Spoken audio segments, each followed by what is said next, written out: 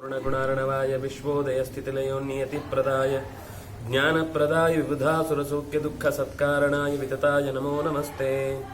यो विप्रलम्बविपरीतमतिप्रभूतवादान्निरस्य कृतवान् भुवि तत्त्ववादम् सर्वेश्वरो हरिरतिप्रतिपादयन्तम् आनन्दतीर्थमुनिवर्यमहं नमामि।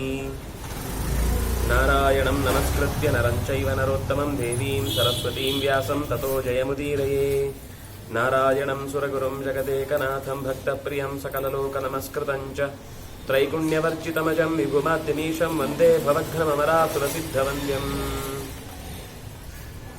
ಪಾಂಡವರು ಯಾತ್ರೆಯನ್ನ ನಡೆಸ್ತಾ ಲೋಮಶರ ನೇತೃತ್ವದಲ್ಲಿ ಅನೇಕ ಕ್ಷೇತ್ರಗಳನ್ನು ದಾಟಿ ಇನ್ನು ಅನೇಕ ಅವರು ಆರಂಭದಲ್ಲೇ ಕ್ಷೇತ್ರದ ದರ್ಶನ ಮಾಡುವಾಗ ಎಲ್ಲೆಲ್ಲಿ ಎಷ್ಟೆಷ್ಟು ದಿವಸ ಹೇಗಿರಬೇಕು ಅನ್ನೋದನ್ನೆಲ್ಲ ಹೇಳಿದ್ರು. ಅದರ ಜೊತೆಗೆ ಈಗ ಮತ್ತಷ್ಟು ಸಂಗತಿಗಳನ್ನ ನಿರೂಪಣೆ ಮಾಡ್ತಾ ಇನ್ನೊಂದು ಸಂಗತಿಯನ್ನು ಹೇಳಿದ್ರು.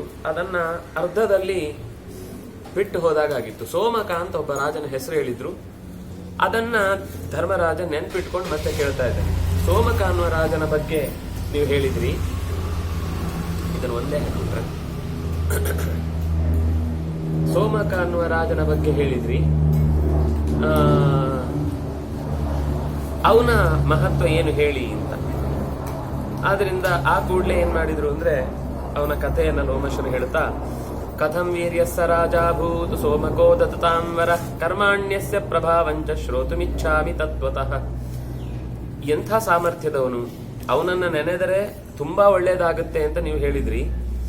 ಅಂದ್ರೆ ಅನೇಕ ರಾಜರ ಹೆಸರು ಹೇಳುವಾಗ ಸೋಮಕನನ್ನ ಸ್ಮರಿಸಿದ್ರು ಅಂತ ಆದ್ರೆ ಅವನ ಜೀವನಕ್ಕೆ ಬಹಳ ಪ್ರಭಾವಶಾಲಿಯಾದಂತಹ ಬದಲಾವಣೆಗಳು ಅವನ ಜೀವನದಲ್ಲಿ ಅನುಭವಿಸ್ತಾನೆ ಅಂತ ಹೇಳಿದ್ದಕ್ಕೆ ಅವನ ಬಗ್ಗೆ ನನಗೆ ಇನ್ನಷ್ಟು ವಿವರ ಕೊಡಿ ಅಂತ ಕೇಳಿದಾಗ ಯುಧಿಷ್ಠಿರನಿಗೆ ಅವರು ಹೇಳ್ತಾ, ಯುಧಿಷ್ಠಿರಾಸೀನ್ ನರಪತಿ ಸೋಮಕೋ ನಾಮ ಧಾರ್ಮಿಕ ತಸ್ಯ ಭಾರ್ಯಾ ಶತಂ ರಾಜನ್ ಸದೃಶೀನಾಂ ಅಭೂತ್ತದ. ಸೋಮಕ ಅನ್ನೋ ಒಬ್ಬ ರಾಜ ಧಾರ್ಮಿಕನಾಗಿದ್ದ. ಅವನಿಗೆ 100 ಜನ ಹೆಂಡಂದಿರಿದ್ರು. ಅಂದ್ರೆ ಈ ಕಥೆಯಲ್ಲೆಲ್ಲ ನಮ್ಗೆ ಹಿಂದಿನ ಕಥೆಯ ಜೊತೆಗೆ ಇವತ್ತಿನ ಜೀವನವನ್ನು ಹೋಲಿಸಿಕೊಂಡು ನೋಡ್ಲಿಕ್ಕೆ ಆಗುದಿಲ್ಲ. ಎಷ್ಟೋ ಕಡೆಗಳಲ್ಲಿ ನಮ್ಮ ಅರ್ಥೈಸಿಕೊಳ್ಳೋದು ಕಷ್ಟ ಆಗುತ್ತೆ. ಆದ್ರೆ ಕ್ಷತ್ರಿಯರಿಗೆ ಇದು ಇತ್ತೀಚಿನ ತನಕ ಇದ್ದದ್ದು. ಕ್ಷತ್ರಿಯರಿಗೆ ರಾಜಾನೋ ಬಹುವಲ್ಲಭ ಅಂತ. ಕ್ಷತ್ರಿಯರು ಬೇರೆ ಬೇರೆ ದೇಶವನ್ನ ಗೆದ್ದು ಬಂದಾಗ ಅವನೇ ಸ್ವತಃ ಕೊಟ್ಟು ಆಗ್ಬೋದು ಅಥವಾ ಸೋತದ್ದಕ್ಕೆ ಅವರು ಕರ್ಕೊಂಡು ಬರೋದು ಆಗುತ್ತೆ. ಆದ್ರೆ ಯಾರಿಗೂ ಕೂಡ ಸ್ಪಾಯಿಲ್ ಮಾಡುವ ಹಾಗಲ್ಲ. ಅವನು ಲೈಫ್ ಕೊಡಬೇಕು ಅವರಿಗೆ ಆ ಬದುಕು. ಯಾಕಂದ್ರೆ ಅವರಿಗೆ ಅರಮನೆ ವ್ಯವಸ್ಥೆ ಇತ್ಯಾದಿಗಳ ಜೊತೆಗೆ ಒಂದು ಅಂತಹ ಜವಾಬ್ದಾರಿಯುತವಾದ ನಿರ್ವಹಣೆ ಇತ್ತು. ಆದ್ರಿಂದಾಗಿ ಅವರು ಅದನ್ನ ನಿರ್ವಹಿಸ್ಕೊಂಡು ಬರ್ತಾ ಇದ್ದದ್ರಲ್ಲಿ ಅವನಿಗೆ ಮಕ್ಕಳಾಗ್ಲಿಲ್ಲ. ಅವನ ಉದ್ದೇಶ ಇದ್ದದ್ದು ಸಂತತಿಯನ್ನ ಚೆನ್ನಾಗಿರೋದನ್ನ ಪಡಿಬೇಕು ಅಂತ. ಅದಾಗದೆ ಹೋದಾಗ ಕದಾಚಿತ್ ತಸ್ಯ ವೃದ್ಧಸ್ಯ ಯತಮಾನಸ್ಯ ಧೀಮತಃ ಜಂತುರ್ನಾಮ ಸುತಸ್ತಸ್ಯ ಜ್ಯೇಷ್ಠಾಯಾಂ ಸಮಜಾಯತ. ಬಹಳ ದಿವಸಗಳ ವ್ಯಥೆಯ ಬಳಿಕ ಹಿರಿಯಳಾದಂತಹ ಒಬ್ಬಳಲ್ಲಿ ಜಂತು ಅನ್ನುವಂತಹ ಒಬ್ಬ, ನಮ್ಗೆ ಜಂತು ಅಂದ್ರೆ ಒಂದು ಕೀಟ ಅಂತ, ಜಂತು ಅಂತ ಅನ್ನೋದು ಹೆಸರು. ಅಂದ್ರೆ ಜನ್ಮ ಪಡೀಲಿಕ್ಕೆ ಯೋಗ್ಯನಾದವನು. ಅಂದ್ರೆ ಇವರಲ್ಲಿ ಯಾರು ಹುಟ್ಟದೇ ಇದ್ದಾಗ ಅಂತೂ ಒಬ್ಬ ಹುಟ್ಟಿದ ಅಲ್ವಾ, ಅದು ಜಂತು. ಜನನಂ ತನೋತಿ, ಅಂತೂ ಇವನ ಮನೆಯಲ್ಲಿ ಒಂದು ಜನನ ಆಯಿತು ಅಂತ ಅನ್ನುವ ಸಂತೋಷವನ್ನು ಕೊಡುವ ಒಂದು ಜೀವ ಹುಟ್ಟಿತು. ಅದು ಅವನು ವೃದ್ಧ ಆಗಿದ್ದಾನೆ. ಈ ಹೊತ್ತಿನಲ್ಲಿ ಅಂದ್ರೆ ಈ ತರದ್ದು ತುಂಬಾ ಇರುತ್ತೆ. ಕೆಲಸವೇ ಸಿಗದೆ ಕೊನೆಗೆ ಯಾವುದೋ ಒಂದು ಕೆಲಸ ಸಿಕ್ಕಿದಾಗ ಅದೊಂದು ಹಬ್ಬ ಇದಾದ್ರೂ ಸಿಕ್ತಲ್ಲ ಅಂತ. ಅಥವಾ ಕೆಲವೊಮ್ಮೆ ಮದುವೆ ಆಗದೆ ಕೊನೆಗೊಂದು ಮದುವೆ ಆದ್ರೆ ಆ ಹೆಂಡತಿ ಏನಂದ್ರೂ ಸರಿ, ಅಥವಾ ಆ ಗಂಡು ಏನ್ ಮಾಡಿದ್ರು ಹೆಂಡತಿಗೆ ಸರಿ ಅಂತ. ಅಥವಾ ಮಕ್ಕಳಾಗದೆ ಎಷ್ಟೋ ದಿವಸ ಆದಾಗ ಅದೇ ತರ ಮುದ್ದು ಮಾಡುವುದು ಅಂತ ನಾವು ಹೇಳ್ತೇವೆ. ತೀರಾ ಅವರ ಸರಿತಪ್ಪುಗಳ ವಿವೇಚನೆ ಮಾಡುವುದಿಲ್ಲ. ಒಂದೇ ಮಗುವಾದಾಗ ಅದನ್ನ ಕೊಂಡಾಟ ಮಾಡಿ ಹಾಳು ಮಾಡಿಬಿಡ್ತಾರೆ. ಹಾಗೆ ಈ ಮಗುವಿನ ಪರಿಸ್ಥಿತಿ ಇಲ್ಲಿ ಮಗುವಿಗೆ ಹಾಳಾಗ್ಲಿಲ್ಲ, ಅವರ ತಂದೆ ತಾಯಿಗಳಲ್ಲೇ ಬೇಸರ ಹುಟ್ಟಿತು. ಏನು ಹುಟ್ಟಿತು ಅಂತ ಹೇಳ್ತಾರೆ. ತತಃ ಪಿಪೀಲಿಕಾ ಜಂತುಂ ಕದಾಚಿತ್ ಅಶಕತ್ ಸ್ಪಿಚಿ ಸದಷ್ಟೋ ಹ್ಯರುದದ್ರಾಜನ್ ತೇನ ದುಃಖೇನ ಬಾಲಕಃ. ಬೆನ್ನ ಹಿಂದೆ ಕೆಳಭಾಗದಲ್ಲಿ ಒಂದು ಇರುವೆ ಕಡಿಯಿತು. ಕಡದ ತಕ್ಷಣ ಸ್ಪಿಕ್ ಅಂದ್ರೆ ಪೃಷ್ಠಭಾಗಕ್ಕೆ ಹೇಳುದು, ಸ್ಪಿಕ್ ಅಂತ ಶಬ್ದ ಅದು. ಕಡದ ತಕ್ಷಣ ಮಗು ಜೋರ್ ಕಿಟಾರ್ ಅಂತ ಕಿರುಚಿ ಕೆಂಪಾಗಿ ಜೋರಾಗಿ ಅಳ್ಳಿಕ್ ಶುರು ಮಾಡಿತು. ಮುಖನೂ ಕೆಂಪಾಯ್ತು, ಎಲ್ಲನೂ ಕೆಂಪಾಯ್ತು. ಅಳ್ಲಿಕ್ಕೆ ಶುರು ಮಾಡಿದಾಗ ಮನೇಲಿದ್ದ ಎಲ್ಲರೂ ಗೊಳೋ ಅಂತ, ಮಗು ಯಾಕೆ ಅಳ್ತಿದೆ ಅಂತ ಯಾರು ನೋಡ್ಲಿಲ್ಲ. ಮಗು ಅಳ್ತಾ ಇದೆ, ಯಾರಿಗೂ ತಡೆಯಲಿಲ್ಲ, ಎಲ್ಲರೂ ಜೋರಾಗಿ ಅಳ್ಲಿಕ್ಕೆ ಶುರು ಮಾಡಿದ್ರು. ರಾಜನ ತನಕ ಸುದ್ದಿ ಹೋಯ್ತು, ಎಲ್ಲಾ ಒಳಗೆ ಅಂತಃಪುರದಲ್ಲಿ ಅಳ್ತಾ ಇದ್ದಾರೆ ರಾಣಿಯರು ಅಂತ. ಅಂದ್ರೆ ಅದು ಒಂದೇ ಒಂದು ಮಗುವಿಗೆ ಚೂರು ನೋವಾದಾಗ್ಲೂ ಎಲ್ಲರೂ ತಮ್ಮ ಮಗು ಅಂತ ಅಷ್ಟು ಆತ್ಮೀಯತೆಯಿಂದ ಕಾಣ್ತಾ ಇದ್ರು. ಎಲ್ಲರ ನೋವು ಜಾಸ್ತಿಯಾಗಿ ಅರಮನೆ ಬರೀ ಅಳು ಶಬ್ದ ಎಕೋ ಹೊಡಿತಾ ಇದೆ. ಅವನು ಮಂತ್ರಿಗಳ ಹತ್ರ ಏನ್ ವಿಷಯ ಅಂತ ಕೇಳಿದ್ರೆ, ಹೀಗೆ ಮಗುವಿಗೆ ತೊಂದರೆ ಆಗಿದೆ. ತಕ್ಷಣ ವೈದ್ಯರು ಅವರು ಇವರು 10 ಕಡೆಯಿಂದ ಬಂದಿದ್ದಾರೆ. ಓಡಿ ಬಂದು ಅಂತಃಪುರವನ್ನ ಪ್ರವೇಶ ಮಾಡಿ ಕೇಳ್ತಾನೆ ಏನಾಯ್ತು ಅಂತ. ಆಗ ಹೀಗಾಗಿದೆ ಪರಿಸ್ಥಿತಿ, ಮಗುವಿಗೆ ತುಂಬಾ ನೋವಾಗ್ತಾ ಇದೆ, ಅದಕ್ಕೆ ಅದು ಅಳ್ತಾ ಇದೆ. ಇವ್ರು ಅಳುದ್ ನೋಡಿ ಅದ್ ಭಯದಿಂದ ಮತ್ತಷ್ಟು ಅಳ್ತಾ ಇದೆ. ಅವರಿಗೆ ಅತ್ತದ್ದಿ ಹಾಕಿ ಅಂತ ಅನ್ನೋ ವಿಷಯಕ್ಕಿಂತ ಹೆಚ್ಚು ಅದು ಅಳು ಜಾಸ್ತಿ ಮಾಡಿದ ಕಾರಣ ಅರ್ಥನೇ ಆಗ್ಲಿಲ್ಲ. ಮತ್ತು ಭಯ ಪಟ್ಬಿಟ್ಟಿದೆ, ಇಷ್ಟೇನು ಅಳ್ತಾರ ನನ್ನ ಹತ್ರ ಅಂತ. ಕೊನೆಗೆ ಅವನು ಸೋಮಕನಿಗೆ ಒಂದು ಬೇಸರ ಆಗುತ್ತೆ, ಅವನಿಗೆ ಅರ್ಥ ಆಯ್ತು ವಿಷಯ ಏನು ಅಂತ. ದಿಗಸ್ತ್ವಿಹೈಕ ಪುತ್ರಸ್ತ್ವಂ ಅಪುತ್ರತ್ವಂ ವರಂ ಭವೇತ್. ಇಷ್ಟು ದಿವಸದ ನಂತರ ಇಷ್ಟು ಜನರಿಗೆ ಒಬ್ಬ ಮಗು ಅನ್ನೋದು ಆಗೋದಕ್ಕಿಂತ ಆಗದೆ ಇದ್ರೆ ಚೆನ್ನಾಗಿತ್ತು ಅಂತ. ಎಲ್ರೂ ಹಾಗೆ ಅಲ್ವಾ, ಏನಿದೆಯೋ ಅದನ್ನ ಎಂಜಾಯ್ ಮಾಡೋದೇ ಇಲ್ಲ. ಮಕ್ಕಳಿದ್ದವರಿಗೆ ಮಕ್ಕಳಿಲ್ದೇ ಇದ್ರೆ ಚೆನ್ನಾಗಿತ್ತು ಅಂತ, ಮಕ್ಕಳಿಲ್ದೇವರು ಒಂದಾದ್ರೂ ಮಗು ಆಗಿದ್ರೆ ಚೆನ್ನಾಗಿತ್ತು ಅಂತ. ಏನಿದೆಯೋ ಆ ಸ್ಥಿತಿಯನ್ನು ಯಾರು ಎದುರಿಸ್ಲಿಕ್ಕೆ ತಯಾರಿಲ್ಲ. ಈ ಸುಖ ಅನ್ನೋದು ಒಂಥರ, ಅದಕ್ಕೆ ಒಂದು ಪಾಸ್ಟ್ ಟೆನ್ಸ್, ಒಂದು ಫ್ಯೂಚರ್ ಟೆನ್ಸ್, ಪ್ರೆಸೆಂಟ್ ಟೆನ್ಸ್ ಇಲ್ವೇ ಇಲ್ಲ. ನನಗೆ ಇಷ್ಟು ದುಡ್ಡು ದುಡಿದ್ರೆ ನನಗೆ ಇಷ್ಟು ಬರಬಹುದು ಅಂತ ಅನ್ನೋ ನಿರೀಕ್ಷೆ ಇಲ್ಲ. ಹಿಂದೆ ಯಾವತ್ತೋ ಒಂದು ಆದ ಕೆಲಸ ಅವತ್ತೆಲ್ಲ ಈಗ ಏನು ಕೂಡ್ತಾ ಇರೋದಿಲ್ಲ, ಅಥವಾ ಏನು ಯೋಚನೆ ಮಾಡ್ಲಿಕ್ಕೆ ಆಗ್ತಾ ಇರೋದಿಲ್ಲ. ಆವಾಗೆಲ್ಲ ಏನಿತ್ತು ಗೊತ್ತಾ, ನೀವೆಲ್ಲ ಎಂತ ಆಗ್ಲಿ ಇದೇ ಯೋಚನೆ ಮಾಡಿರ್ತಾನೆ. ಹೇಳೋದಕ್ ಮಾತ್ರ ಬೇಕಾದ್ರೆ ಅವರನ್ನು ಉರಿಸ್ಲಿಕ್ಕೋ ಅಥವಾ ತಾನೊಂದು ಹೆಗ್ಗಳಿಕೆ ಅಂತ ಹೇಳ್ಕೊಳ್ಳಿಕ್ಕೋ ಮಾಡ್ತಿರ್ತಾನೆ. ಅಂದ್ರೆ ಅದು ಮನುಷ್ಯನ ಒಂದು ಪರಿಸ್ಥಿತಿಯನ್ನ ಹೇಳ್ತಾನೆ. ಅವನಿಗೆ ಒಂದು ಮಗು ಆಗ್ಬೇಕು ಅಂತ ಎಷ್ಟೋ ದಿವಸದ ನಂತರ ಯೋಚನೆ ಮಾಡಿ ಹುಟ್ಟಿದ ಮಗುವನ್ನ ಅಪುತ್ರತ್ವಂ ವರಂ ಭವೇದ್ ಅಂತ. ಅಯ್ಯೋ ಮಗು ಆಗದೇ ಇದ್ರೆ ಚೆನ್ನಾಗಿತ್ತು, ಈ ಅಳುನು ಈ ಅವ್ಯವಸ್ಥೆ, ಇದಕ್ಕೋಸ್ಕರ ನನ್ನ ಎಲ್ಲಾ ಕಾರ್ಯಕ್ರಮಗಳನ್ನ ರಾಜಧರ್ಮವನ್ನು ಬಿಟ್ಟು ಇದರ ಹಿಂದೆ ಬೆನ್ನ ಹಿಂದೆ ಬಿದ್ದು ಒಂದು ಮಗುವಿನ ಬೆನ್ನ ಹಿಂದೆ ಕಡದದ್ದಕ್ಕೆ ಒದ್ದಾಡ್ಬೇಕಲ್ಲ ನಾನು ಅಂತ ಅವನು ತಲೆ ಎಲ್ಲ ಕೆಟ್ಟೋಯ್ತು.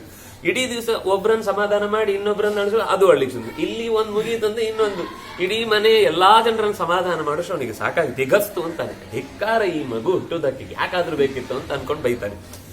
ನಿತ್ಯಾತುರತ್ವಾತ್ ಭೂತಾನಾಂ ಶೋಕ ಏವೈಕ ಪುತ್ರತ. ಒಂದೇ ಮಗುವಿನ ಕಷ್ಟ ಶೋಕ ಏವ ನಿತ್ಯತ್ವ, ಅದು ನಿತ್ಯ ಒಂದಲ್ಲ ಒಂದು ರೀತಿಯಿಂದ ಧಾರಾವಾಹಿ ಮುಂದುವರಿಯುವುದೇ ಇಲ್ಲ. ಅಳುವುದ್ರಲ್ಲೇ, ಯಾಕಂದ್ರೆ ಈ ಧಾರಾವಾಹಿಯಲ್ಲಂತ 100 ಜನ ಅಳುದಂತ ತೋರಿಸ್ಬೇಕು. ಎಪಿಸೋಡ್ 100 ಅಲ್ಲೇ ಮುಗ್ದೋಗುತ್ತೆ, ಒಬ್ಬೊಬ್ರು ಅಳೋ ರೀತಿ ತೋರಿಸಿನಿ. ಏಕಃ ಕಥಂಚಿದುತ್ಪನ್ನ ಪುತ್ರೋ ಜಂತುರಯಂ ಮಮ ಯತಮಾನಸ್ತು ಸರ್ವಾಸು ಕಿನ್ನು ದುಃಖತಮಂ ಪರಂ. ಒಬ್ಬ ಹುಟ್ಟಿದ ಅನ್ನುವ ಸಂತೋಷ ಹುಟ್ಟುವ ತನಕ ಅದು ಆಗ್ಲಿ ಅಂತ ಅನ್ನುವ ಯೋಚನೆ ಇತ್ತು. ಹುಟ್ಟಿದ ಮೇಲೆ ಇಷ್ಟೆಲ್ಲ ಯೋಚನೆ ಆಗುತ್ತೆ ಅಂತ ಗೊತ್ತಿದ್ರೆ ಏನು ಬೇಡ ಅಂತ ಹೇಳಬಹುದಿತ್ತು ಅಂತ ಆ ಋತ್ವಿಜರನ್ನೆಲ್ಲ ತುಂಬಾ ಕೇಳ್ತಾನೆ. ಪ್ರಾಣವನ್ನ ಇಷ್ಟು ದೈನ್ಯವಾಗಿ ನಾವು ಒಂದನ್ನ ನೋಡಿಕೊಳ್ಬೇಕಾದ ಪರಿಸ್ಥಿತಿ ಬರುತ್ತಾ? ಹೀಗೆ ಎಲ್ರಿಗೂ ಒಂದೊಂದು ಮಕ್ಕಳಿದ್ದಿದ್ರೆ ಯಾರಿಗೂ ಏನ್ ಸಮಸ್ಯೆ ಇಲ್ಲ, ಅವ್ರವ್ರ ಮಕ್ಕಳು ಅವ್ರು ನೋಡ್ಕೋತಾರ. ಯಾಕಂದ್ರೆ ಅವ್ರ ಹತ್ರ ಒಂದಿದೆ, ಅದನ್ನೇ ನೋಡ್ಕೊಳ್ಳೋದು ದೊಡ್ಡ ಕಷ್ಟ ಆಗುತ್ತೆ. ಅವರಿಗೆ ಒಂದು ಜವಾಬ್ದಾರಿ ಇರುತ್ತೆ. ಆಗ ಸ್ಯಾತ್ತು ಕರ್ಮ ತಥಾ ಯುಕ್ತಂ ಏನ ಪುತ್ರ ಶತಂ ಭವೇತ್ ಅಂತ, ನನಗೊಂದು 100 ಮಕ್ಕಳಾಗ್ಬೇಕು, ಹಾಗಾಗಿದ್ದಿದ್ರೆ ಚೆನ್ನಾಗಿದ್ದಿತ್ತು. ಹಾಗಾಗುವಂತದ್ದು ಏನಾದ್ರೂ ವ್ಯವಸ್ಥೆ ಇದೆಯಾ? ಮಹತಾ ಲಘುನಾವಾಪಿ ಕರ್ಮಣ ದುಷ್ಕರೇಣವಾ. ಅದು ದೊಡ್ಡ ಕೆಲಸ ಇರಲಿ ಚಿಕ್ಕ ಕೆಲಸ, ಮಹತಾ ಲಘು, ಚಿಕ್ಕ ಕೆಲಸ ಆಗಿರ್ಲಿ. ಈ ಲಘು ಅನ್ನೋ ಶಬ್ದವನ್ನು ತುಂಬಾ ಅರ್ಥದಲ್ಲಿ ಬಳಸ್ತಾರೆ. ಕೆಲವು ಕಡೆ ಲಘು ಅಂದಾಗ ಬೇಗ ಅಂತ ಅರ್ಥ, ಕೆಲವು ಕಡೆ ಲಘು ಅಂದ್ರೆ ಚಿಕ್ಕದು ಅಂತ ಅರ್ಥ, ಕೆಲವು ಕಡೆ ಲಘು ಅಂದ್ರೆ ಸುಲಭ ಅಂತ ಅರ್ಥ. ಅದನ್ನ ಸ್ವಲ್ಪ ಅನ್ನುವ ಅರ್ಥದಲ್ಲಿ ಲಘುವಾಗಿ ಮಾತಾಡೋದು ಅನ್ನುವ ಶಬ್ದಗಳನ್ನು ಬಳಸುವಾಗ ಅಂದ್ರೆ ಆ ಪರಿಸ್ಥಿತಿ ನೋಡ್ಕೊಂಡು, ಇಲ್ಲಿ ಅವನು ಮಹತಾ ಲಘುನ, ದೊಡ್ಡದು ಅಥವಾ ಯಾವುದೋ ಚಿಕ್ಕದು, ಏನೇ ಕೆಲಸ ಹೇಳಿ ಆ ಕೆಲಸದಿಂದ ನನಗೆ 100 ಮಕ್ಕಳಾಗ್ಬೇಕು ಅಂತದ್ದೊಂದು ವ್ಯವಸ್ಥೆ ಇದ್ರೆ ಹೇಳಿ. ಋತ್ವಿಜರು ಆಗತ್ತೆ, ಅದಕ್ಕೇನು ಸಮಸ್ಯೆ ಇಲ್ಲ. ನಾವೊಂದು ನಿನ್ಗೆ ಮಾಡ್ಲಿಕ್ಕೆ ಆಗತ್ತೆ ಅಂದ್ರೆ ಅದಕ್ಕೊಂದು ಉಪಾಯ ಹೂಡಬಹುದು. ಆದ್ರೆ ಸ್ವಲ್ಪ ಕಷ್ಟಕರವಾದದ್ದು. ಅಯ್ಯೋ ಕಷ್ಟವೋ ಸುಖವೋ ಒಂದು ಆಗ್ಬೇಕೀಗ. ಕಾರ್ಯಂ ವಾ ಯದಿವಾ ಕಾರ್ಯಂ, ಅದು ಮಾಡಬಹುದಾದದ್ದು ಅಥವಾ ಅದಕ್ಕೋಸ್ಕರ ಕೆಲವೊಂದು ಸರ್ತಿ ಧಾರ್ಮಿಕವಾದ ನಿಯಮಗಳನ್ನ ಮೀರಲೇಬೇಕಾದ ಪರಿಸ್ಥಿತಿ ಬಂದ್ರೂ ಸರಿನೇ. ಈ ಎಲ್ಲರ ಅಳುವನ್ನ ಸಮಾಧಾನ ಮಾಡ್ಲಿಕ್ಕೆ ನಂತರ ಸಾಧ್ಯವಿಲ್ಲ. ಕೃತಮೇ ವೇತಿ ತದ್ವಿಧಿ ಭಗವನ್ ಪ್ರಬ್ರವೀತುಮೆ. ಅದು ನಡೆಸಲಿಕ್ಕೆ ಆಗತ್ತೆ ಅಂತ ಆದ್ರೆ ನಡೆಸೇ ಬಿಡುದು. ಆಯ್ತು ಅಂತಾನೆ ತಿಳ್ಕೊಳ್ಳಿ, ನಾನು ನನ್ನ ಕಡೆಯಿಂದ ನನ್ನ ಒಪ್ಪಿಗೆ ಕೊಟ್ಟಾಗಿದೆ, ನಾನು ಅದಕ್ಕೆ ಮುಂದುವರೆದಿದ್ದೇನೆ, ನೀವೇನಾದ್ರೂ ಸಿದ್ಧ ಮಾಡಿ. ಕೂಡ್ಲೆ ಅವನು ಆ ವ್ಯಕ್ತಿ ಹೇಳ್ತಾನೆ, ತಸ್ಯಾಮೇವತ ಜಂತು ತೇ ಭವಿತಾ ಪುನರಾತ್ಮಜಃ ಉತ್ತರೇ ಚಾಸ್ಯ ಸೌವರ್ಣಂ ಲಕ್ಷ್ಮ ಪಾರ್ಶ್ವೇ ಭವಿಷ್ಯತಿ ತತಃ ಪುತ್ರ ಶತಂ ಶ್ರೀಮದ್ ಭವಿಷ್ಯತ್ಯಚಿರೇಣ ತೇ ವಪಾಯಾಂ ಹೂಯಮಾನಾಯಾಂ ಧೂಮಮಾಘ್ರಾಯ ಮಾತರಃ. ಆಯ್ತು, ಸಿದ್ಧತೆ ಮಾಡ್ಕೊಳ್ಳಿಕ್ಕೆ ಹೇಳಿ. ಇದರದ್ದು ಒಂದೇ ಒಂದು ಸಮಸ್ಯೆ ಏನು ಅಂದ್ರೆ, ನೀನೀಗ ಇರುವ ಒಂದು ಮಗುವನ್ನೇ ಅಲ್ಲಿ ಬಲಿ ಕೊಡಬೇಕು ಅಂತ. ಆ ಮಗುವನ್ನ ಬಲಿ ಕೊಟ್ರೆ ಅವನೇ ಮತ್ತೆ ಹುಟ್ಟುತ್ತಾನೆ. ಮೊದಲು ಎಲ್ಲಿ ಹುಟ್ಟಿದ್ನೋ ಅಲ್ಲೇ ಹುಟ್ಟುತ್ತಾನೆ. ಅದಕ್ಕವ್ರಿಗೆ ಅಂದ್ರೆ ಇದಲ್ಲೆಲ್ಲ ಕಾನ್ಫಿಡೆನ್ಸ್ ಅವರದ್ದು ಹೇಳ್ಬೇಕು ನಾವು. ಅವನು ಹೇಳ್ತಾನೆ, ಅವನ ಬಲಭಾಗದಲ್ಲಿ ಯಾವ ಬಂಗಾರದ ಒಂದು ಬಣ್ಣ ಇದೆ ಮಚ್ಚೆ ತರ, ಅದು ಅಲ್ಲೇ ಅವನು ಮತ್ತೊಮ್ಮೆ ಹುಟ್ಟಿ ಬರುವಾಗ ಅಲ್ಲೇ ಇರುತ್ತೆ. ಅದೇ ತರದ ಮಗು ಮತ್ತೆ ಹುಟ್ಟಿ ಬರುತ್ತೆ.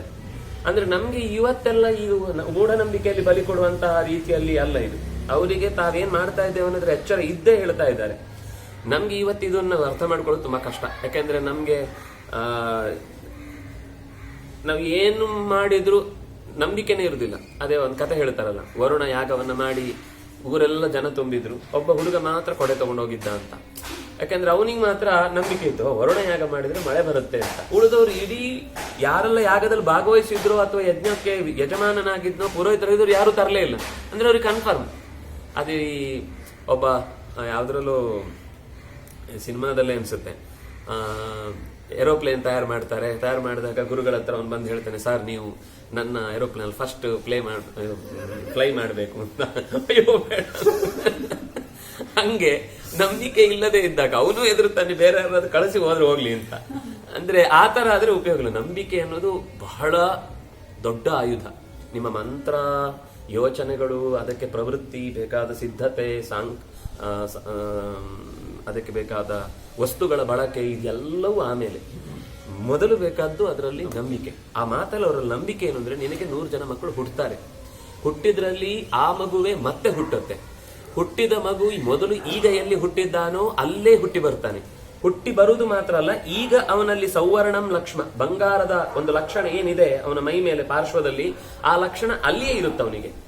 ಇದು ನಮ್ಗೆ ಯಜ್ಞದಿಂದ ಸಿಗಬಹುದಾದ ಫಲವನ್ನು ನಾವು ಹೇಳ್ತಾ ಇದ್ದೀವಿ. ಸರ್ ಎಲ್ಲ ಸಿಗತ್ತೆ ಅಂದ್ರೆ ಬಲಿ ಯಾಕೆ ಕೊಡ್ಬೇಕು ಸರ್? ಅಂದ್ರೆ ಇವನನ್ನು ಕೊಡದೆ ಅದಾಗಲ್ಲ 100 ಮಕ್ಕಳು.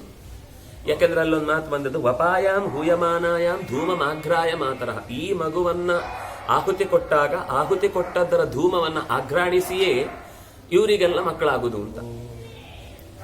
ಆ ಧೂಮವನ್ನ ಸ್ವೀಕರಿಸಿದಾಗ ಇವರಿಗೆ ಅಷ್ಟು ಜನಕ್ಕೂ ಮಕ್ಕಳಾಗುವ ಸಿದ್ಧತೆ ನಾವು ಮಾಡ್ತೇವೆ ಅಂತ.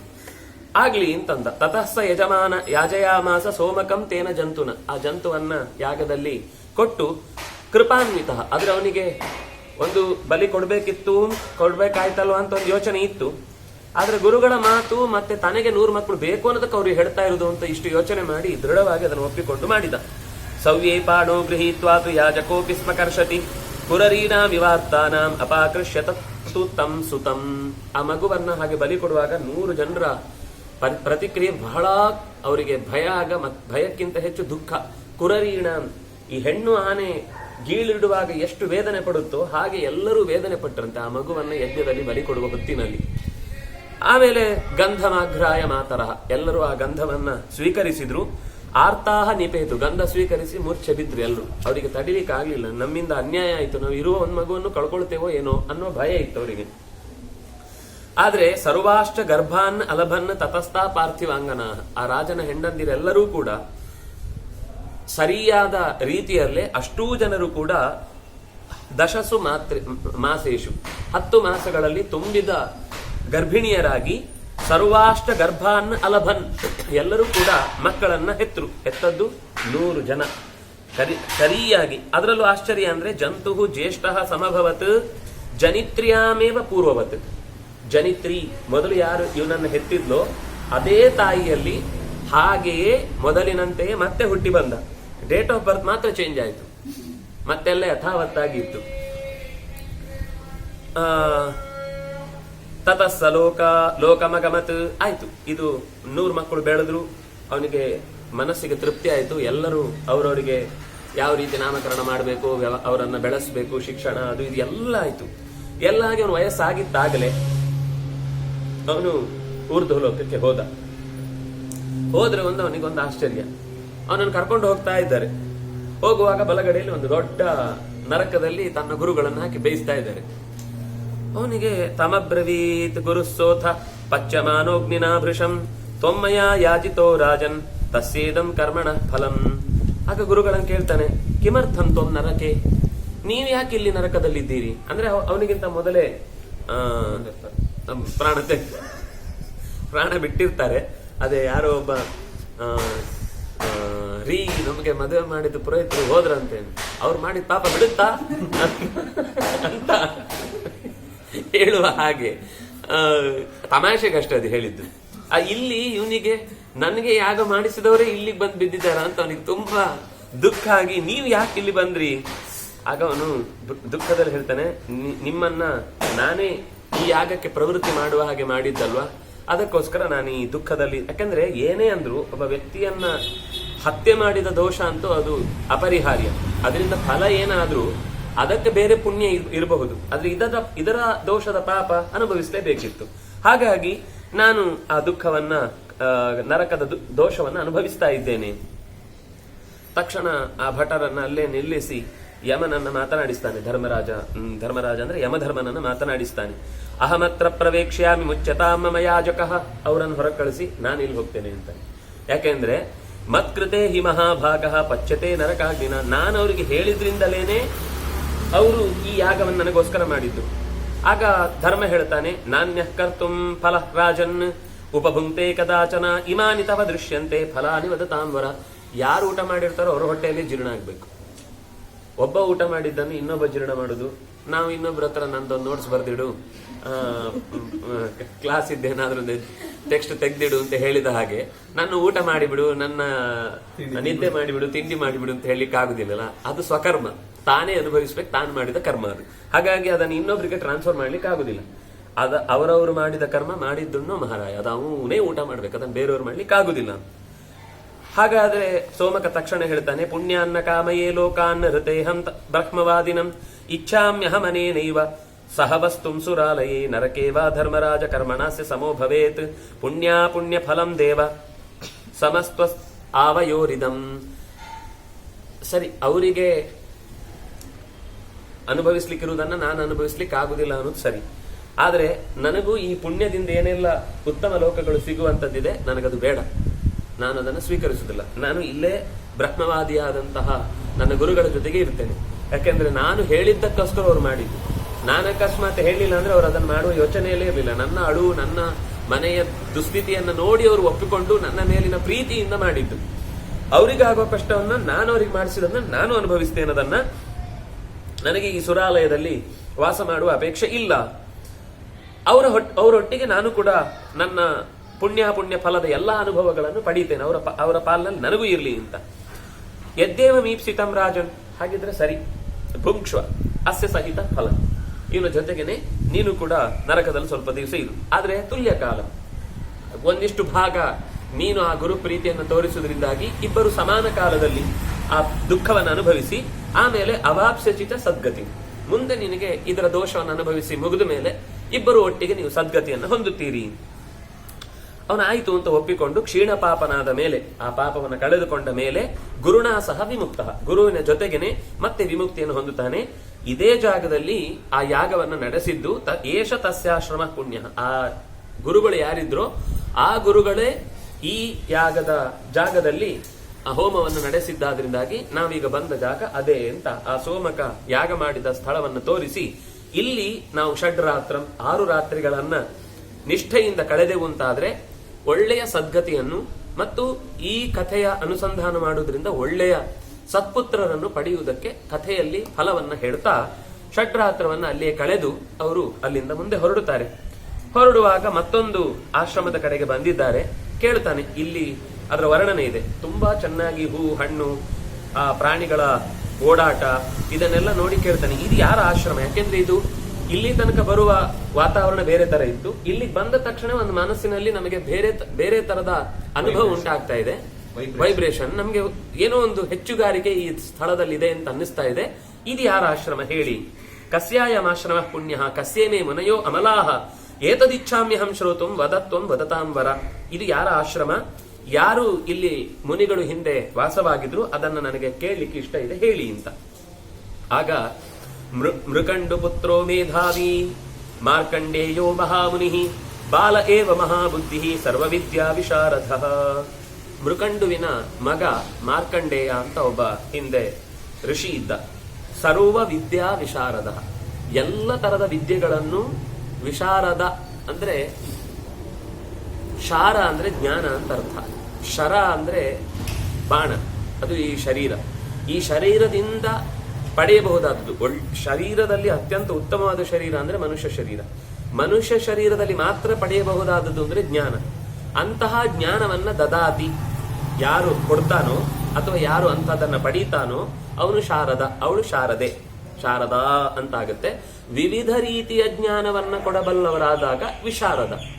ಅದರ ವಿಮರ್ಶೆ ಮಾಡಿ, ವಿಚಾರ ಮಾಡಿ, ಯೋಚನೆ ಮಾಡಿ, ಇದು ಹೀಗೇನೆ ಅಂತ ಒಂದು ಸರಿಯಾದ ನಿರ್ಧಾರದಿಂದ ಒಂದು ವಿಷಯದ ಪ್ರಸ್ತುತಿಯನ್ನ ಯಾರಿಗೆ ಮಾಡ್ಲಿಕ್ಕೆ ಸಾಧ್ಯ ಆಗುತ್ತೋ ಅವನನ್ನ ವಿಶಾರದ ಅಂತ ಕರೀತಾರೆ. ಈಗ ಅದು ಒಂದು ಪೋಸ್ಟ್ ತರ ಆಚಾರ್ಯ MA ಜ್ಯೋತಿಷ್ಯ ವಿಶಾರದ ಅಂತಿರುತ್ತೆ. ಅದರಲ್ಲಿ ಎಷ್ಟು ರಾಶಿ ಇದೆ ಕೇಳಿದ್ರೆ ಗೊತ್ತಿರಲ್ಲ, ಅಥವಾ ಅಷ್ಟೇ ಗೊತ್ತಿರುತ್ತೆ ಅಂದ್ರೆ ವಿವಿಧ ರಾಶಿಗಳು ಮಾತ್ರ ವಿಶಾರದ. ಅದು ಬೋರ್ಡೇ ಇರುತ್ತೆ ಜ್ಯೋತಿಷ್ಯರು ಅಂತ, ಅಲ್ಲೇ ಗೊತ್ತಾಗುತ್ತೆ ಅವ್ರು ಎಷ್ಟು ವಿಶಾರದರು. ಶಾಸ್ತ್ರಗಳೇ ಎದ್ದು ಬಂದು ಮಾತಾಡ್ತಾರೆ. ಜ್ಯೋತಿಷ್ಯ ಹೇಳುವವರು ಜ್ಯೋತಿಷಿಕರು ಅಥವಾ ಜ್ಯೋತಿಷ್ಕ ಅಂತ ಆಗ್ಬೇಕು. ಜ್ಯೋತಿಷ್ಯರು, ಜ್ಯೋತಿಷ್ಯ ಅಂದ್ರೆ ವಿಷಯ, ಜ್ಯೋತಿಷ್ಯರು ಆಗುದಿಲ್ಲ. ಜ್ಯೋತಿಷಿಕರು, ಜ್ಯೋತಿಷಿಗಳು ಆಗಬೇಕು. ಆದ್ರೆ ಜ್ಯೋತಿಷ್ಯರು ಅಂತ ಹಾಕ್ಬಿಟ್ಟಿರ್ತಾರೆ. ಬಿಡಿ, ಅದೆಲ್ಲ ಯೋಚನೆ ಮಾಡ್ತಾ ಇದ್ರೆ ಅಂತದ್ ಬೋರ್ಡ್ಗಳನ್ನು ನಾವು ಬೀದಿಯಲ್ಲೆಲ್ಲ ಅದೇ ಕಾಣಿಸುತ್ತೆ. ಸರಿಯಾಗಿ ಒಂದಿರೋ ಶಬ್ದ ಸಿಗುದೇ ಕಷ್ಟ ಇದೆ. ಅಂದ್ರೆ ಗ್ರಂಥಗಳೇ ಎದ್ದು ಬಂದು ಮಾತಾಡ್ತಾವೆ, ಅಷ್ಟು ಪರ್ಸಾನಿಫಿಕೇಶನ್ ಆಫ್ ಜ್ಯೋತಿಷ. ನಾನು ಅಂದ್ರೆ ಸಂಖ್ಯೆ, ಸಂಖ್ಯೆ ಅಂದ್ರೆ ನಾನೊಂದು ಮಾತಾಡೋಲ್ಲ, ಹುಚ್ಚುಗಳು ಹಂಗೆ.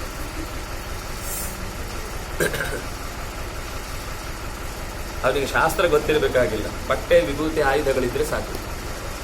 ಮೀಟ್ ಮಾಡಿದ್ದೀರಾ ಅವನ್ನ? ಮೀಟ್ ಮಾಡಿದ್ದೀರಾ ಅವನ್ನ? ಅದೆಲ್ಲ ದೊಡ್ಡ ಸಂಗತಿ ಅಲ್ಲ, ಊಹಾಪೋಹ ಪಟು. ಕೆಲವೆಲ್ಲ ನೋಡಿ ಇಂಥದ್ದೇ ಅನುಭವದಿಂದಲೇ ಹೇಳ್ಬೋದು. ಅದಕ್ಕೆ ಜ್ಯೋತಿಷ್ಯ ಓದದೇನೆ ಎಷ್ಟೋ ಜನ ಹೊರಗಿನಿಂದ ಇದ್ದವರು ಹೇಳ್ಬಿಡ್ತಾರೆ.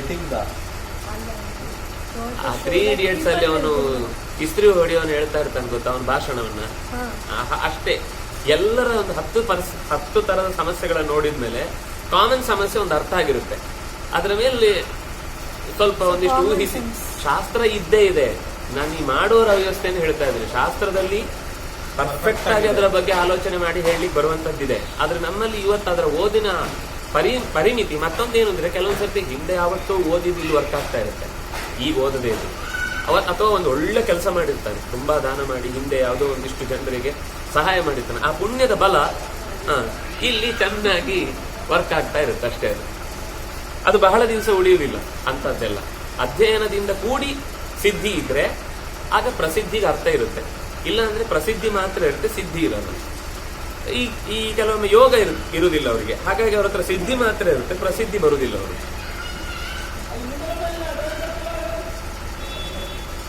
ಸರಿ, ಮಾರ್ಕಂಡೇಯರ ಆಶ್ರಮದ ಹತ್ತಿರ ಬಂದಿದ್ದೇವೆ ಅಂತ ಲೋಮಶರು ಹೇಳುತ್ತಾರೆ.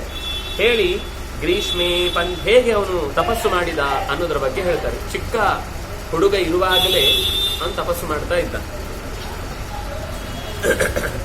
ಗ್ರೀಷ್ಮೆ ಪಂಚತಪ ಭೂತ್ವಾ ವರ್ಷವಾಕಾಶ ಸಂಶ್ರಯ ಜಲಂತ ಶಿಶಿರೇ ಯೋಗಿ ಬಹುಕಾಲಮ ವರ್ತತ. ಗ್ರೀಷ್ಮೆ ಪಂಚತಪ ಭೂತ್ವಾ, ಗ್ರೀಷ್ಮ ಕಾಲದಲ್ಲಿ ಪಂಚತಪಾಹ. ಪಂಚತಪಾಹ ಅಂತಂದ್ರೆ 5 ಕಡೆ ಬಿಸಿ, 4 ದಿಕ್ಕುಗಳಲ್ಲಿ ಕುಂಡ ಹಾಕಿ ಬೆಂಕಿ ತಗ ತಗ ತಗ ಉರಿತಾ ಇರುತ್ತೆ. ಮೇಲ್ಗಡೆ ಸೂರ್ಯನನ್ನು ನೋಡ್ತಾ ಮೇಲಿನಿಂದ ಸೂರ್ಯನ ಬಿಸಿ, 4 ದಿಕ್ಕುಗಳಲ್ಲಿ ಬೆಂಕಿಯ ಬಿಸಿ. ಇದಕ್ಕೆ ಪಂಚತಪಾಹ. 5 ದಿಕ್ಕುಗಳಲ್ಲೂ ಕೂಡ ಬೆಂಕಿಯ ಆವರಣದಲ್ಲಿ ತಪಸ್ಸು ನಡೆಸುವಂಥದ್ದು. ಇದು ಕಠಿಣವಾದ ತಪಸ್ಸು. ಗ್ರೀಷ್ಮ ಕಾಲದಲ್ಲಿ ಹೀಗೆ, ಚಳಿಗಾಲದಲ್ಲಿ ಹೀಗೆ ಮಾಡ್ಕೊಂಡು ಚಳಿ ಕಾಯಿಸ್ಕೊಳ್ಳೋದು ಅಲ್ಲ, ಚಳಿಗಾಲದಲ್ಲಿ ಬೇರೆ ಇದೆ. ನಾವು ಮಾಡ್ತೀವಿ ಈ ತಪಸ್ಸು. ನಾವು 4 ದಿಕ್ಕಿನಲ್ಲಿ ಚೆನ್ನಾಗಿ ಕ್ಯಾಂಪ್ ಫೈರ್ ಹಾಕಿ ಚೆನ್ನಾಗಿ ಬೆಂಕಿ ಉರಿಸಿ, ಇಲ್ಲ ನಾನು ತುಂಬಾ ತಪಸ್ಸು ಮಾಡ್ತಾ ಇದ್ದೇನೆ, ಪಂಚತಪಾಹ, ನಾವು ಕೂಡ ಪಂಚತಪಸ್ಕರೇ ಅಂತ ಹೇಳಿದ್ರೆ ಅದು ಪಂಚತಪ ಆಗುದಿಲ್ಲ. ಗ್ರೀಷ್ಮ ಕಾಲದಲ್ಲಿ ಮಾಡಿದ್ರೆ ಅದು ತಪಸ್ಸು. ಚಳಿಗಾಲದಲ್ಲಿ ಮಾಡಿದ್ರೆ ಅದು ಮತ್ತೆ ಬೆಚ್ಚಗೆ ಕ್ಯಾಂಪ್ ಫೈರ್ ಆಗುತ್ತೆ ಅಷ್ಟೇ ಹೊರತು ತಪಸ್ಸಾಗುದಿಲ್ಲ. ಅಲ್ಲಿ ಹೇಗೆ ನಡೆಸುದು ಅಂತಂದ್ರೆ, ಆವಾಗ ಜಲಸ್ಥಃ ಶಿಶಿರೇ ಯೋಗಿ, ಬೇಗ ಬೆಳಿಗ್ಗೆ ನೀರಿನಲ್ಲಿ ಕಂಠ ಅಲ್ಲಿಯ ತನಕ ಇದ್ದು ಅಲ್ಲಿ ಜಪ ನಡೆಸುವುದು. ಅದು ಶಿಶಿರದಲ್ಲಿ ಹೇಮಂತದಲ್ಲಿ ನಡೆಸಬೇಕಾದ ಜಪ. ಆವಾಗ ಹಾಗೆ ಅಲ್ಲಿ ನೀರಿನಲ್ಲೇ ನಿಂತು ಜಪಿಸುವುದು. ವರ್ಷಾಕಾಲದಲ್ಲಿ ಆಕಾಶವೇ ಮಾಳಿಗೆ, ಅದರ ಕೆಳಗನೆ ನಿಲ್ಲುವುದು.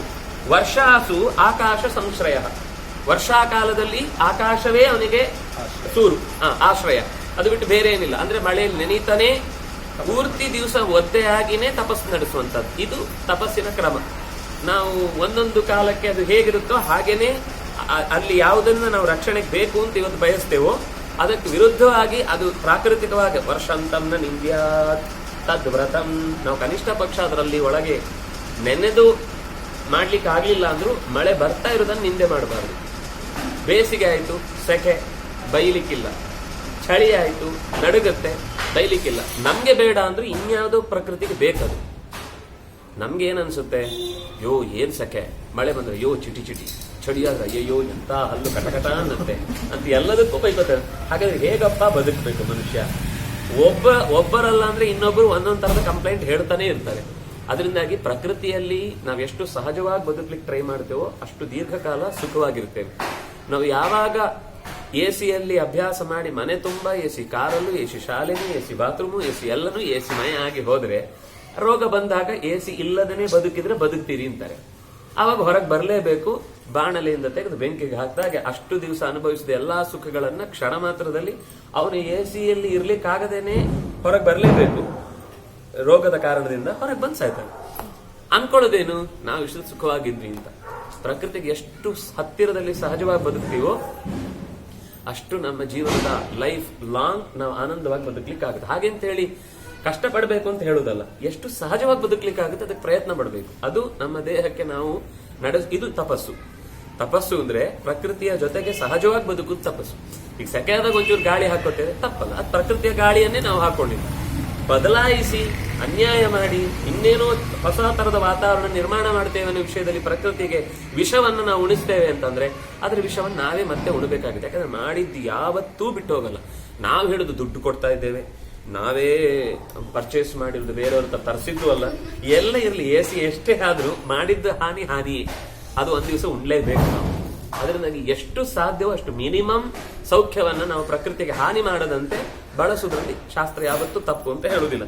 ಹಾಗೆ ಬದುಕಿದ ಊರ್ಧ್ವ ಬಾಹು, ಎರಡು ಕೈಗಳನ್ನು ಆಗಸಕ್ಕೆತ್ತಿ, ನಿರಾಲಂಬ, ಹಿಂದೆ ಗೋಡೆಗೆ ಹೊರಗ್ಲಿಕ್ಕೆ ಏನು ಇಟ್ಟುಕೊಳ್ಳದೆ ಸ್ವಸ್ಥವಾಗಿ, ಪಾದಾಂಗುಷ್ಟ ಅಗ್ರ ವಿಷ್ಠಿತ, ಪಾದದ ಹೆಬ್ಬೆರಳಿ ಅಂದ್ರೆ ನಿಂತಾಗ ಪಾದದ ಹೆಬ್ಬೆರಳಿನ ತುದಿಯಲ್ಲಿ ನಿಂತಿದ್ದ.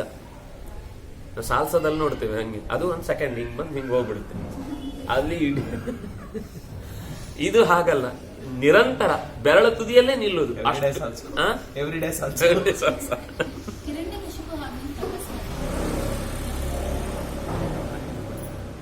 ಜಿತೇಂದ್ರಿಯ, ಇಂದ್ರಿಯಗಳ ಗೆಲುವು.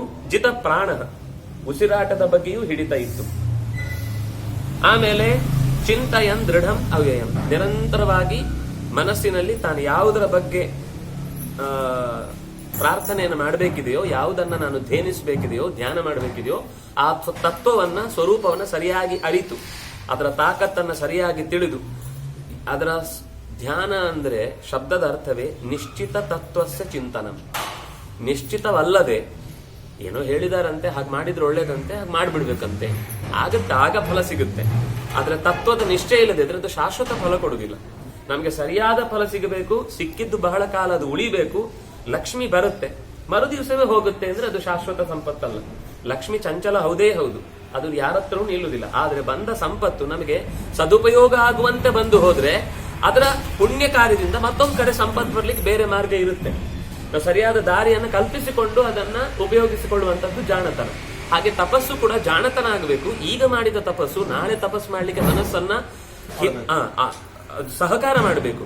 ನಾವು ಈಗ ಮಾಡಿದ ತಪಸ್ಸು ನಾಳೆ ನಾನು ಮೆರೆದ ಅಹಂಕಾರ ಬರೋದಕ್ಕೆ ಕಾರಣ ಆಯ್ತು ಅಂದ್ರೆ ನನ್ನ ತಪಸ್ಸು ಹಿಂದಿದ್ದು ವ್ಯರ್ಥ, ಈಗಲೂ ಮತ್ತಷ್ಟು ಅನ್ಯಾಯಕ್ಕೆ ಕಾರಣ. ಅಷ್ಟೊತ್ತು ದೇಹ ದಂಡನೆ ಮಾಡಿದ್ದು, ಅಷ್ಟು ಸಮಯ ವ್ಯರ್ಥ ಮಾಡಿದ್ದು ಎಲ್ಲವೂ ವ್ಯರ್ಥ ಆಯ್ತು. ನನ್ನ ತಪಸ್ಸು ನಾಳೆ ಮತ್ತೆ ಒಳ್ಳೆಯದನ್ನೇ ಯೋಚನೆ ಮಾಡ್ಲಿಕ್ಕೆ ನಂಗೆ ಅದು ಸಹಕಾರಿ ಆಯ್ತು ಅಂದ್ರೆ ನಾನು ಶಾಶ್ವತವಾದ ಕಡೆಗೆ ಸಾಕ್ತಾ ಇದ್ದೇನೆ ಅಂತ ಅನ್ನೋ ವಿಷಯದಲ್ಲಿ ಧೈರ್ಯವಾಗಿ ನಾನು ಮುಂದೆ ಹೆಜ್ಜೆ ಇಡಬಹುದು. ರಾಕ್ಷಸರಿಗೆ ಫಲಿಸ್ತಿತ್ತು, ಆದ್ರೆ ಫಲಿಸಿದ ನಂತರದ ಪರಿಣಾಮ ಏನು? ಅದನ್ನು ದುರುಪಯೋಗನೆ ಮಾಡ್ತಿದ್ರು, ಲೋಕದ ಮೇಲೆ ಅನ್ಯಾಯಕ್ಕೆ ಉಪಯೋಗಿಸ್ತಾ ಇದ್ರು. ಅಬೃಕಾಸುರ ರುದ್ರದೇವರು ತಲೆ ಮೇಲೆ ಕೈ ಇಡ್ಲಿಕ್ಕೆ ಹೋದ. ಅವನು ಫಸ್ಟ್ ಕೇಳಿದ್ದೇನು, ನಾನು ಕೈಯಲ್ಲಿ ಮನಸ್ಸಿನಲ್ಲಿ ಯಾರನ್ನ ಯೋಚಿಸಿ ಅವ್ರ ತಲೆ ಮೇಲೆ ಕೈ ಇಟ್ರೆ ಅವನು ಸುಟ್ಟು ಭಸ್ಮ ಆಗ್ಬೇಕು ಅಂತ. ಆ ಪುಣ್ಯಾತ್ಮ ನಿನ್ನೆ ಮೊದಲು ಟೆಸ್ಟ್ ಮಾಡ್ತೇನೆ ಅಂತ ಬಂದ. ಹೀಗೆ ಯೋಚನೆ ಬರ್ತಿತ್ತ. ಅಷ್ಟು ದಿವಸ ಅವನು ದೇವರು ನೀನು ನನಗೆ ವರ ಕೊಡುವನು ಅಂತ ಇಷ್ಟೆಲ್ಲ ಭಕ್ತಿ ಇಟ್ಟಿದ್ದವನು ನಿಜವಾಗಿ ಅವನಲ್ಲಿ ಅದು ಪ್ರಾಮಾಣಿಕವಾದ ತಪಸ್ಸಾಗಿದ್ರೆ ಅದೇ ತಲೆ ಮೇಲೆ ತನಗೆ ಯಾರು ವರ ಕೊಟ್ಟು ಅವನ ಮೇಲೆ ಕೈ ಇಡ್ಲಿಕ್ಕೆ ಹೋಗ್ತಿದ್ನ? ಇದು ಅಂದ್ರೆ ಬುದ್ಧಿ ಮತ್ತೆ ಹಾಳಾಗುದು ಅಂದ್ರೆ ಇದು. ತಪಸ್ಸು ಮಾಡಿಯೂ ಬುದ್ಧಿ ಮತ್ತೆ ಹೋಗ್ಬಿಡುತ್ತೆ. ಈ ತಪಸ್ಸು ಉಪಯೋಗ ಇಲ್ಲ. ಹಾಗಾಗಿ ತಪಸ್ಸು ಅನ್ನೋದು ಕೇವಲ ಒಂದು ಇನ್ಸ್ಟ್ರೂಮೆಂಟ್. ತಪಸ್ಸು ಮಾಡಿದವರೆಲ್ಲ ಒಳ್ಳೆಯವರಲ್ಲ. ಲೋಕದಲ್ಲಿ ಬೇಕಾದಷ್ಟು ಒಳ್ಳೆ ಕೆಲಸ ಮಾಡೋರು ಇರ್ತಾರೆ. ಅದ್ ಯಾಕೆ ಒಳ್ಳೆ ಕೆಲಸ ಅಂದ್ರೆ ನಾಳೆ ಇನ್ನೇನೋ ಅವ್ರ ತಲೆಯಲ್ಲಿ ಇನ್ನೊಂದು ದೊಡ್ಡ ಅಜೆಂಡಾ ಇರುತ್ತೆ. ಆದ್ರೆ ಸದ್ಯಕ್ಕೆ ಕೆಟ್ಟದ್ ಮಾಡೋದಕ್ಕಿಂತ ಅವ್ರು ಬೆಟರ್. ಅವರನ್ನು ದೂಷಿಸುವುದಕ್ಕೆ ಆಗ್ಲಿ ಹೆಸರು ಬರ್ಲಿ ಮಾಡ್ತಾರೆ ಅಂದ್ರೆ 4 ಜನಕ್ಕೆ ಉಪಯೋಗ ಆಗುತ್ತೆ, ಅದು ಬೇರೆ ಪ್ರಶ್ನೆ. ಆದ್ರೆ ಅದು ಬಹಳ ದಿವಸ ಉಳಿಯುವುದಿಲ್ಲ. ಯಾವಾಗ ಆ ಅದಕ್ಕೆ ಹಿಂದಿನವರು ಹೇಳಿದ್ರು, ಮಾ ಕರ್ಮ ಫಲ ಹೇತುರ್ಭೂಹು ಮಾತೇ ಸಂಗೋಸ್ತು ಅಕರ್ಮಣಿ. ನೀನು ಮಾಡುವ ಕೆಲಸದಿಂದ ಫಲವನ್ನ ನಿರೀಕ್ಷೆ ಮಾಡಬೇಡ, ಫಲ ಸಿಕ್ಕೇ ಸಿಗುತ್ತೆ. ಯಾಕೆಂದ್ರೆ ನಾವು ಮಾಡಿ ಚೆಂಡನ್ನು ಎಸ್ತಿದ್ದೇವೆ ಅನ್ನಲ್ಲ, ಅದು ಹಿಂದೆ ಹೊಡಿಲೇಬೇಕು. ನೀನದನ್ನು ಹೇಳ್ಕೊಂಡು ತಿರುಗಬೇಡ, ನೀನದನ್ನ ನಿರೀಕ್ಷೆ ಮಾಡಬೇಡ. ನಾನು ಇಷ್ಟು ಮಾಡಿದ್ದೀನಿ, ಇದು ಯಾವತ್ತು ಫಲಿಸಬಹುದು, ಮ್ಯೂಚುವಲ್ ಫಂಡ್ ಯಾವಾಗ ಸರಿಯಾಗಿ ಮೆಚೂರ್ ಆಗುತ್ತೆ ಅಂತ ಯೋಚನೆ ಮಾಡ್ತಾ ಕೊಡ್ಬೇಡ. ಅವನಿಗೆ ಗೊತ್ತಿದೆ ನೀನ್ ಕೊಟ್ಟಿದ್ದಿ ತಾನೆ, ಬ್ಯಾಂಕರ್ ಅವನು ನೋಡ್ಕೋತಾನೆ, ಏನಾದ್ರೂ ಮಾಡ್ತಾನೆ. ನಮ್ಗೆ ಆ ನಂಬಿಕೆ ಇಲ್ಲದೆ ಇದ್ರೆ ನಾವು ದೇವರನ್ನ ಅರ್ಥ ಮಾಡ್ಕೊಂಡಿಲ್ಲ ಅಂತ ಅರ್ಥ. ಅದೇ ನಿಶ್ಚಿತ ತತ್ವ. ಈ ಎಲ್ಲ ವಿಷಯದಲ್ಲೂ ರೂಪದ ಮಾತ್ರ ಕೈಯಲ್ಲಿ ಏನು ಆಯುಧ ಇದೆ ಇದು ನಾನು ಸರಿ ತಿಳ್ಕೊಂಡಿದ್ದೇನೆ, ಅವ ಯಾವ ತರ ನಿಂತಿದ್ದಾನೆ, ಅವನ ಆ ವಾಹನ ಏನು, ಅವನ ತಲೆ ಮೇಲೆ ಕಿರೀಟ ಇದೆ, ಎಷ್ಟು ಗೋಲ್ಡ್ ಬಂಗಾರದ್ದು, ಅದೆಲ್ಲ ಗೊತ್ತಿದ್ರೂ ಉಪಯೋಗ ಇಲ್ಲ. ಅವನು ನಮ್ಮನ್ನ ರಕ್ಷಿಸುವ ವಿಷಯದಲ್ಲಿ ಯಾವತ್ತೂ ಕೈ ಬಿಡುವವನಲ್ಲ. ನನಗೆ ಎಂಥ ಕಷ್ಟ ಆದ್ರೂ ಇದು ಒಂದು ಪರೀಕ್ಷೆ ಅಂತ ಭಾವಿಸಿ ಅವನು ನಿಲ್ತಾನೆ ಅಂದ್ರೆ ಅವನ ತಪಸ್ಸಿನಲ್ಲಿ ಗಟ್ಟಿತನ ಇದೆ ಅಂತ. ಹಾಗೆ ಅವ್ಯಯನಾದ ವಿಕಾರವಲ್ಲದ ತತ್ವವನ್ನ ಗಟ್ಟಿಯಾಗಿ ಅರ್ಥೈಸಿಕೊಂಡ. ಆಹಾರ ತೆಗೆದುಕೊಳ್ಳಲಿಲ್ಲ, ಕೋಪವನ್ನ ಹತ್ತಿರಕ್ಕೆ ಸುಳಿಯ ಬಿಡಲಿಲ್ಲ. ಹೀಗೆ ನಿರಂತರ ತಪಸ್ಸು ಮಾಡ್ತಾ ಇದ್ದಾಗ ಸಂಭೂತ ಸರ್ವಸಂಭತ್ರಿ ತಯಾ ದಗ್ಧಂ ಚರಾಚರಂ ಅನಾವೃಷ್ಟ್ಯಾಂ ಪ್ರವೃತ್ತಾಯಾಂ ಸರ್ವೇ ಚ ನಿಧನಂಗತಾಃ. ಈ ತಪಸ್ಸು ಮಾಡ್ತಾ ಇರುವ ಹೊತ್ತಿನಲ್ಲಿ ಏನಾಯ್ತು ಅಂತಂದ್ರೆ, ಈ ತಪಸ್ಸು ಅಂದ್ರೆ ಒಂದು ತಿಳ್ಕೊಳ್ಳಿ, ತಪಸ್ಸು ತುಂಬಾ ವೈವಿಧ್ಯಗಳಲ್ಲಿ ಇದೆ. ಬೆಳಿಗ್ಗೆನಿಂದ ಸಾಯಂಕಾಲ ತನಕ ತಪಸ್ಸು, ಮತ್ತೆ ಯಥಾ ಪ್ರಕಾರ ಮನುಷ್ಯನ ಉಳಿದ ಆಟೋಟಗಳು ಇತ್ಯಾದಿಗಳು ಇದ್ದೇ ಇರುತ್ತೆ. ಧ್ಯಾನಕ್ಕೆ ಹೋಗುವ ಸಮಯ ಸಮಾಧಿಯ ಹೊತ್ತು ಮಾತ್ರ ಅವರು ಪ್ರಕೃತಿಯ ಜೊತೆಗೆ ಸಂಬಂಧ